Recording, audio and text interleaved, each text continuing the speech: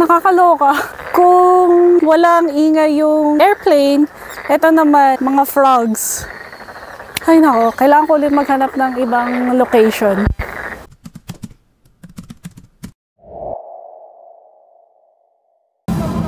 Hello everybody, welcome to my channel Pinayatsi. Welcome to my new viewers as well. This is another episode of my journey to cancer-free. Shoutout nga pala sa lahat ng cancer warriors out there, pati na rin sa family and friends nila na nagiging source ng matibay na support system na napaka-importante para sa mga warriors tulad ko. So in my previous video regarding my journey to cancer-free, I shared short-term side effects ng chemotherapy sa akin. Kaya naman in this video, I will share yung mga long-term side effects na hanggang ngayon pinagdaraanan ko or kakatapos ko lang i-overcome.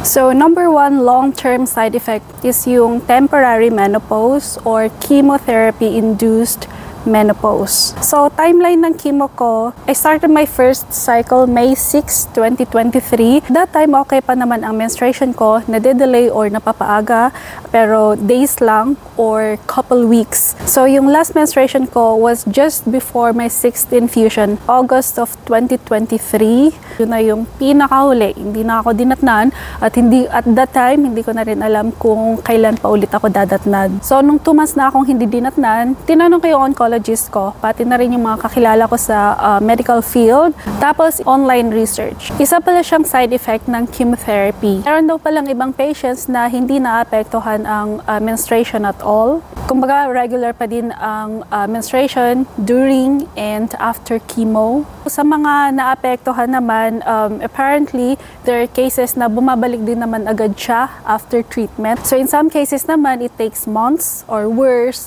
years bago bumalik yung menstruation nila. So yung sa akin, kakabalik lang niya exactly 6 months after my 6th infusion. So yun, 6 months akong hindi dinatnan at all. Pero dahil ngayon, bumalik na siya, praise God, dahil kung na hindi ako natuluyan na mag-menopause, tsaka gumaan din yung pakiramdam ko, tsaka medyo luminis na din yung skin ko. Number 2, long-term side effect, neuropathy. During chemo, naranasan ko na ito, pero that time, mostly pricking sensation and sensitivity to cold water temperature lang. Tapos, first few days after infusion lang yon. Pero, about 2 to 3 months, mula nung na-complete ko na yung chemotherapy treatment ko, doon na lumala yung nararamdaman ko. Pakiramdam ko, kumapal yung palad ko. Alam mo yun, as in wala akong maramdaman. Yung paa ko or yung toes ko, parang wala din akong maramdaman. Kumbaga, yung sensation nawala, both sa kamay at saka sa paa. Yun nga, nawala yung sense of touch ko. So, kinausap ko yung oncologist ko about it. Pinayagan naman niya ako na mag-B vitamins. Tapos ang isa ko pa palang ginawa, bumili ako ng stress ball. Tapos yun na lang yung palagi kong pinipisil. Third long-term side effect is chemobrain.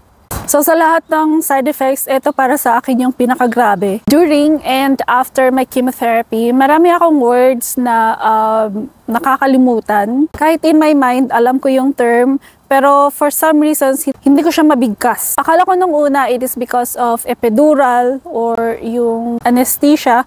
Kasi yun yung mga naririnig ko sa mga kakilala ko or sa mga kaibigan ko na, alam mo yun, nanganak through cesarean. Pero paano yung sa akin, doble-doble kasi epidural na, tapos chemotherapy pa.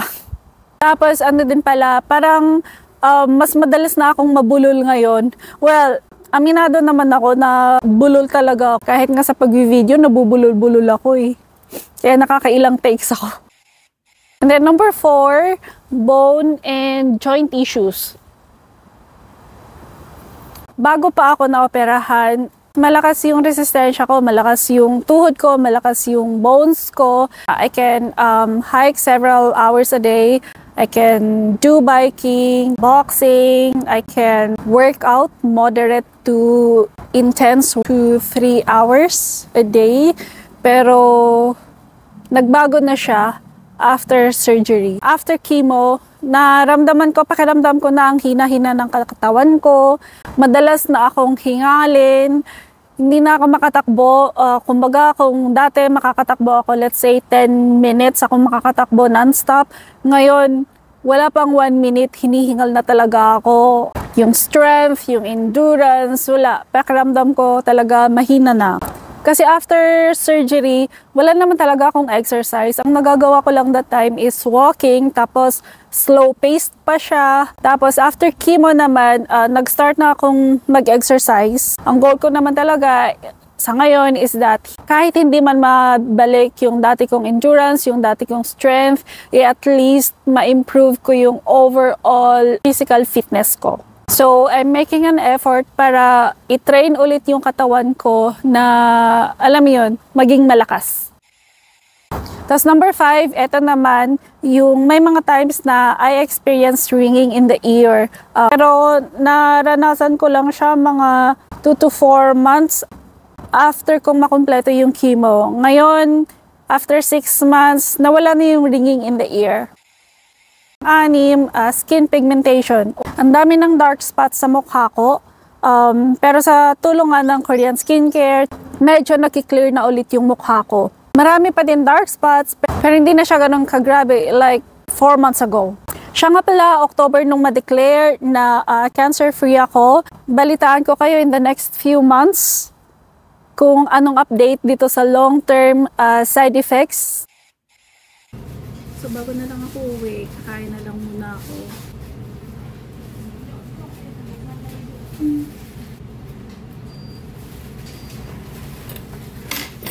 So, ano yan?